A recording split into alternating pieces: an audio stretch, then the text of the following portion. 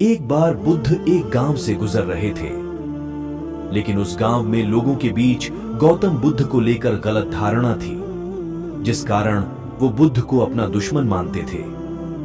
जब उस गांव में बुद्ध आए तो गांव वाले उन्हें बहुत भला बुरा कहने लगे और बदुआएं देने लगे, लेकिन इसके बावजूद भी बुद्ध गांव वालों की बात शांति से और मुस्कुराकर चुपचाप सुनते रहे।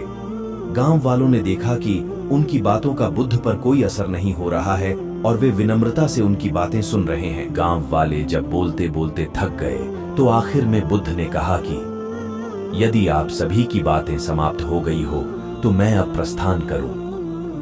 बुद्ध की बात सुनकर गांव वाले हैरान रहे, लेकिन उस भीड़ में एक व्यक्ति ने बुद्ध से कहा कि हमने तुम्हारी कोई प्रसन्नता नहीं की है, हम तुम्हें बदुआएं दे रहे हैं, क्या तुम्हें इससे कोई फर्क नहीं पड़ता?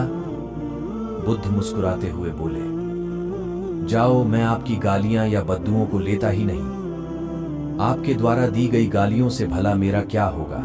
जब तक कि मैं आपकी गालियों को स्वीकार ही नहीं करता, इसका कोई परिणाम ही नहीं होगा। जानते हैं, कुछ दिन पहले एक व्यक्ति ने मुझे बहुत सारे उपहार दिए, लेकिन मैंने उसे लेने से मना कर दिया। जब मैं लूंगा ही नहीं तो कोई मुझे कैसे दे पाएगा?